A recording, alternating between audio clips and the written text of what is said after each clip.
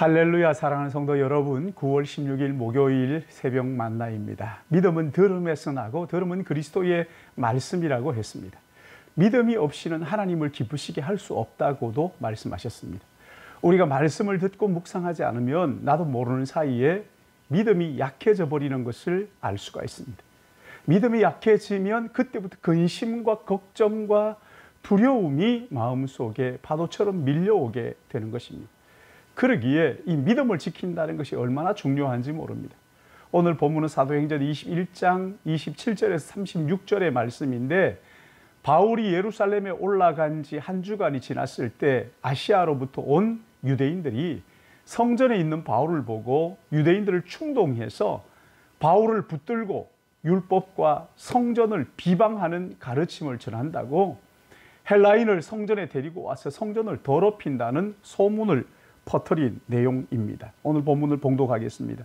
그 이래가 거의 참에 아시아로부터 온 유대인들이 성전에서 바울을 보고 모든 무리를 충동하여 그를 붙들고 외치되, 이스라엘 사람들아 도우라. 이 사람은 각 처에서 우리 백성과 율법과 이곳을 비방하는 모든 사람을 가르치는 그자인데, 또 헬라인을 데리고 성전에 들어가서 이 거룩한 곳을 더럽혔다 하니, 이는 그들이 전에 에베소 사람 드로비모가 바울과 함께 시내에 있음을 보고 바울이 그를 성전에 데리고 들어간 줄 생각함이러라.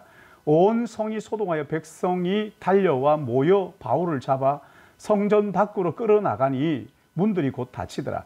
그들이 그를 죽이려고 할 때 온 예루살렘이 소란하다는 소문이 군대의 천부장에게 들리매 그가 급히 군인들과 백부장들을 거느리고 달려 내려가니, 그들이 천부장과 군인들을 보고 바울 치기를 그치는지라.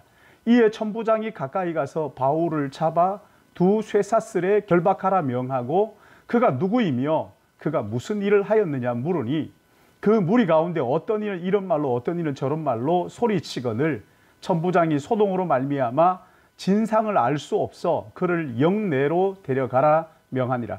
바울이 층대에 이를 때에 무리의 폭행으로 말미암아 군사들에게 들려가니, 이는 백성의 무리가 그를 없이 하자고 외치며 따라감이러라. 아멘. 분명히 예루살렘에 올라가면 핍박과 환란이 있을 것이라고 예견을 했음에도 불구하고 바울은 내가 이 사명을 감당함에 있어 생명까지도 아깝지 않다고 하면서 올라갔지요. 근데 예루살렘 교회의 사람들은 이런 핍박이 있을 것이라고 하면서 하나님 앞에 기도하고 지혜를 구하기보다 인간적인 방법을 모색하고 결례를 행하는 자들과 결례를 행하고 머리를 깎는 비용을 지불하고 그렇게 했지만, 그러나 결국 어떻게 됩니까? 소동이 일어났습니다. 예수를 믿는다고 하면서 여러분 적당히 타협하기 시작하면 끝이 없습니다. 믿는 것, 여러분 이게요, 타협을 시작하면 믿는다는 게 오히려 염려와 근심과 걱정이 더 많아지는 거예요. 결국은 비참하게 되는 거란 말이죠. 그러기에 믿기로 결단하셨다면 철저히 믿는 게 중요합니다. 주일 성수도요, 한 번 타협하면 타협할 일이 자꾸만 일어나는 거거든요. 11조 여러분 철저하게 드리셔야 됩니다. 자녀 교육, 신앙 중심으로 철저하게 기도하면서 하십시오. 양보하기 시작하고 타협하기 시작하면 끝이 없어요. 결국 다 빼앗기고 후회하게 된단 말입니다. 인간적인 전략 다 실패하게 되어 있습니다. 오늘 여기 27절에서 29절 말씀을 보시면 유대인들이 선동하는 두 가지 이유가 나오죠. 하나가 뭡니까? 바울이 모세의 율법을 정면으로 비방한다고 가르친다는 거예요. 두 번째는 이방인들을 거룩한 성전에 데리고 들어와서 성전을 더럽힌다는 거예요. 그러자 진위를 알아보기도 전에 30절에 온 성이 소동하여 백성이 달려와 모여 바울을 잡아 성전 밖으로 끌고 가니 문들이 곧 닫히더라. 29절에 두 가지 사실이 다 아니었어요. 이 사실이 아닙니다. 그렇죠? 그러나 진위를 따지지 않습니다. 예수를 거부하고 바울도 그냥 거부하는 거예요. 그렇게 바울은 예수 그리스도로 인하여 모욕과 박해를 당했습니다. 어느 선교사는 말하기를 예수 그리스도가 하나님이시고 하나님이신 그분이 당신을 위하여 십자가에 못 박히신 것이 사실이라면 당신과 당신의 헌신과 희생은 더 이상 헌신과 희생이 아니다. 하나님이신 그분이 나 같은 죄인을 위하여 십자가를 지셨다면 내가 당하는 어떤 것이든지 그것이 어떻게 헌신이고 희생일 수 있겠느냐고 말하는 것입니다. 하나님이신 그분이 나 같은 이 죄인을 대신 십자가를 지시고 돌아가셨다면 여러분, 그 공로로 내가 영생을 얻었다면 무엇이 아깝겠느냐고요. 바울은 가는 곳마다 안 죽을 만큼 매를 맞고 온갖 위험을 감수해야 했지만 죄와 죽음으로부터 자유를 주시는 진정한 예수 그리스도 안에서의 참된 자유인이었습니다. 참된 행복자였습니다. 무엇이 자유이고 무엇이 행복인지를 알고 예수의 공로를 누리는 바울이었단 말이죠. 여러분, 우리는 어떻습니까? 사랑하는 여러분, 여러분에게 진짜 행복이 무엇입니까? 큰 집, 안정된 직장, 자녀들의 건강, 자녀들의 삶이 좋아지는 것입니까? 내가 건강한 것입니까? 여러분, 그렇다고 한다면 성경에 나오는 인물들은 불행에 가득 찬 사람들입니다. 특히 우리 예수님은 일찍 33년 이 땅에 사시고 저주의 십자가에 못 박혀 돌아가셨잖아요. 집이 어디 있습니까? 여우도 머리 둘 곳이 있지만 우리 주님은 머리 둘 곳이 없다고 하셨잖아요. 여러분, 이런 것들 잠시 있다가 다 지나갑니다. 우리를 기쁘게 하지만 그 잠깐이에요. 결국 영원한 것이 아니란 말이죠. 영원한 하나님의 나라, 참된 복음에 눈이 열리게 되면 잠깐 있다가 사라질 것과 영원한 것이 무엇인지를 분별하는 눈이 생기게 되는 거예요.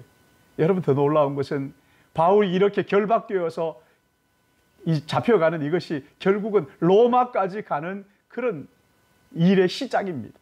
로마로 가서 왕들 앞에 서서 복음을 전할 것이라는 약속이 이루어지는 과정이란 말이지. 사랑하는 여러분, 당장 앞이 보이지 않는 고난이 닥치고 어려움이 있다 하더라도 염려하지 마시기 바랍니다. 결국 모든 일을 합력하여 선을 이루시는 하나님의 손에 우리의 인생이 있습니다. 바울을 인도하신 하나님, 그 하나님이 우리 하나님이십니다. 그 하나님을 붙들고 승리하는 오늘 복된 한 날 되시기를 예수님의 이름으로 축복합니다. 기도하겠습니다. 자비로우신 아버지 하나님, 하나님의 그 사랑을 생각하면, 그 은혜를 생각하면 무엇으로 하나님의 은혜와 사랑을 다 갚을 수 있겠습니까? 예수 그리스도가 하나님이시고 하나님이신 그분이 나의 죄를 위하여 십자가에 죽으시고 나의 모든 죄를 씻어주셨다면 주님, 내가 당하는 모든 고난이 어떻게 희생이 될 수 있고 어떻게 헌신이 될 수 있겠습니까? 아버지 하나님, 내 것 다 드리고도 더 드릴 것 없어 안타까워해야 하는 것이 은혜 받은 자의 자세인데 주님, 우리의 자세가 흐트러지지 않았는지 살펴보게 하여 주시옵시고 정말 행복이 무엇인지, 참된 그 자유가 무엇인지 알고 있는지, 죄와 사망의 굴레에서 벗어나 영원한 하나님의 자녀가 되었다는 이 엄청나고도 놀라운 축복, 주님, 이것 오늘도 잊지 않고 기억하며 잠깐 있다가 없어질 세상의 것들 때문에 마음 상하지 않고 하나님의 나라를 바라보며 염려와 근심과 걱정, 두려움을 떨쳐버리고 주님을 위하여 당당하게 이 하루 살아갈 수 있도록 인도하여 주시고 어떤 고난도 어떤 환난도 하나님 아버지, 심지어 육신의 연약함도 바울처럼 내가 연약한 내 몸의 가시를 주께 기도하며 나의 연약한 이것이 내게 복이라 고백할 수 있도록 주여 인도하여 주시기를 간절히 바라옵고 우리 믿음의 권속들 오늘 하루도 어떤 삶의 형편과 처지든지 주께서 함께 하시사 아버지 하는 모든 일들을 통하여 하나님 앞에 영광 돌리고 이웃에게 유익을 끼치는 자들 되도록 인도해 주실 것을 간절히 의탁하옵고 거룩하신 구세주 예수님의 이름으로 기도드리옵나이다. 아멘.